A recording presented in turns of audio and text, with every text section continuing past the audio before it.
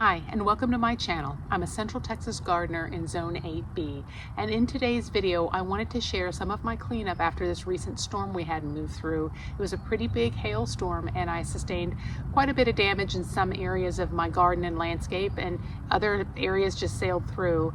So I wanted to share my rationale for pruning back certain things and what my cleanup strategy was like in case it would be a help to you.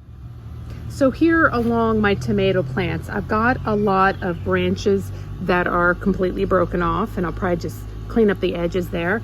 But then I've got a few that are sort of like this, you know, not completely broken, but almost there. And so I'm probably gonna trim this off the tomato plant. I'll lose some tomatoes there. Truly, it's getting a little hot. It's going to get pretty hot for these anyway, but we'll see what we can do with that. Looking at my cucumbers, for the most part, the leaves are shredded, but I also have some broken branches, and I'll just go ahead and cut anything dangling off like that. I do have here a shredded branch, so I'll cut that off. For my fruit and veggies, I removed any broken stems, severely shredded leaves, and any fruit with holes in it.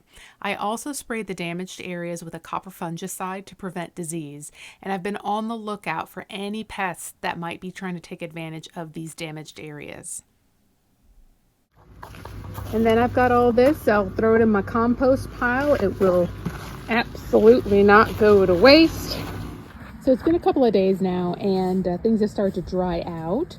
And the beauty of letting things dry out a bit before you start to prune after any sort of storm damage is you can really clearly see where the damaged and broken stems are versus, you know, the healthy stems, which are still that nice bright green, you know, versus this. And it just comes right off because it's, you know, it's broken. So here along the front landscape bed, most things did really well. I did have some breakage in my pink skull caps. I have found that some of our natives tend to be a little bit more brittle, but I think those will rebound well.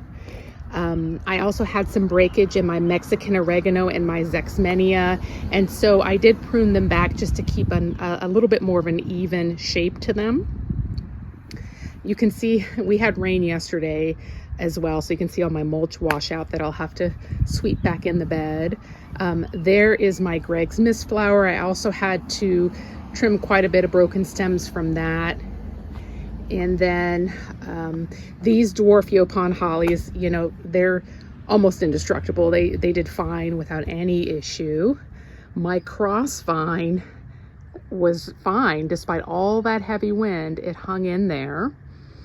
And then coming around to the front, my Blackfoot daisies with all this rain are doing well, and I did give them a bit of a haircut because they were getting a bit leggy. I did have a little bit of a surprise visitor in my Blackfoot daisy. So as I was out here sort of just trimming back some of the damaged stems, I found a little friend here. I don't know, can you see him? There he is.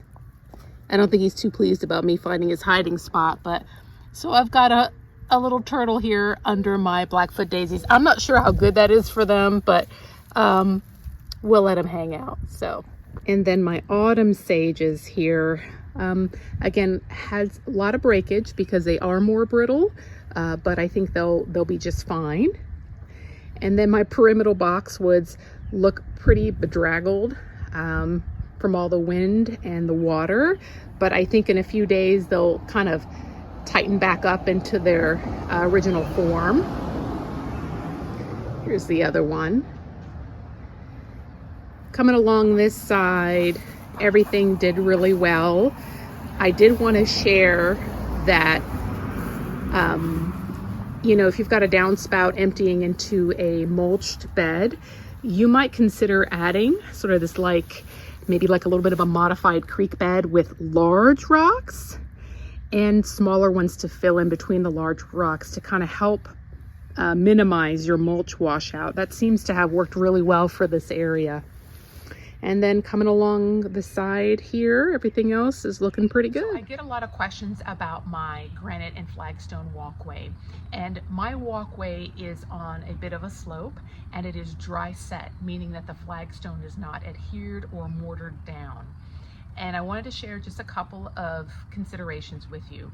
Number one, granite at all is a very hard material, and if it gets stuck in your shoe and you have soft wood floors or even hardwood floors, any type of flooring that could really get scratched up, granite may not be the best option for you.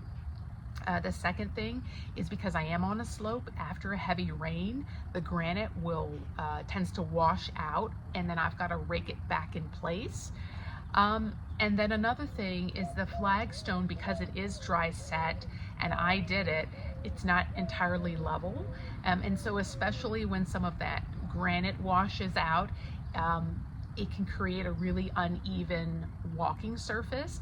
And if you've got somebody who's at risk for falls, that may not be an ideal situation for you. I think long term, I might consider a more tightly fitted flagstone walkway that's actually mortared and removing the granite altogether. So coming along in the backyard in my pollinator garden, I have some lemon bee balm that did take a pretty big hit here. It was a lot fuller before the storm, but a lot of those main stems just couldn't sustain all that back and forth wind, and they broke off. I have another bunch of it here, and it's a lot shorter, and so I suspect that's why it just did better. I have some pink skullcap here. This is the native of Mexico, but well adapted to our area. I've got a couple more here, and this one fared a lot better, obviously, than the other two. I had a lot of stems break off on these two, but hopefully they'll fill back in. Coming alongside here, my golden ball lead tree, which was really worried about, it did well. It did sustain some bark damage. Let me show you here. Here it is. From all that hail. Hopefully that doesn't, the tree doesn't succumb to some sort of pest or disease because of that exposed bark. I do have some seed pods forming on this guy, and so I'll let those dry out, and I'll definitely try to start some more of these because they are just really cool, and I'm pretty sure I've got some friends who would like one. Coming along this side, I've got a sunflower that it's still standing, but it's looking pretty rough, and it had a lot of wind and hail damage compared to these, which are pretty close to the house and somewhat sheltered. They did pretty good. And so just a few torn leaves, but not much, and they are starting to bloom. Coming along the backside here, let's look at the agave. Oh, she was a beauty. But I will say, still very beautiful, a lot of character now. You can see all that damage has calloused over, and I'm just gonna kind of let this ride, and as it opens, I think, you'll hardly be able to see these leaves, but it was kind of sad, so we'll see how this does.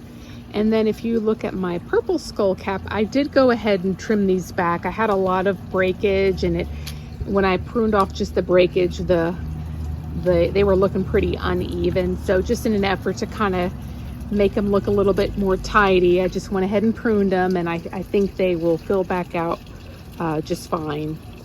So here's that little gem magnolia, and it had just added a bunch of foliage before that storm hit, and a lot of that foliage is looking pretty tattered, and I lost quite a bit of blooms, but it's still standing.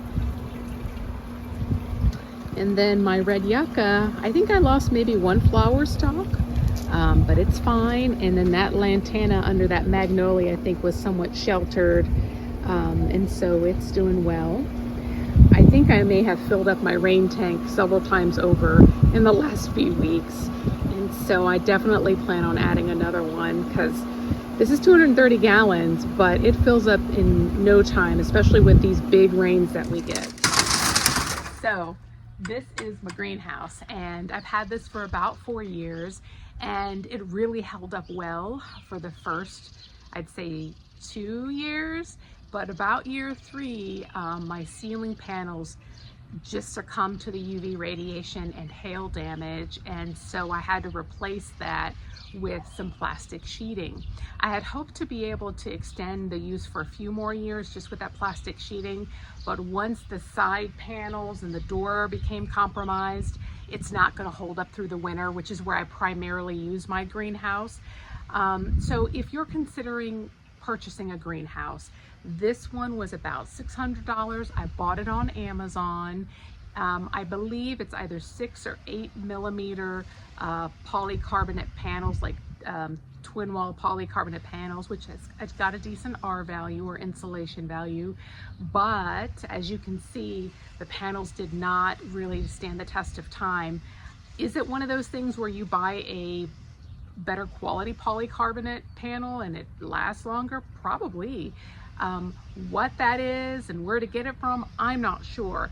So I get a lot of questions about my greenhouse. If I could point you to one place, it would probably be Reddit. Getting on several of their greenhouse forums where you've got people who are a lot more experienced and are trying to think this out for themselves. So there are probably a lot of questions that are being answered there, and I think you can even search for certain questions in that platform. So for now, what I'm going to do is, it's going to be well ventilated for the summer, but I do have this small interim hoop house in mind that's not very pricey, and so I'll probably implement that, and then until I know what I'm going to want to do for the long haul. So if you're curious as to see what this garden looked like before the storm hit, check out this next video. Until the next one, y'all take care.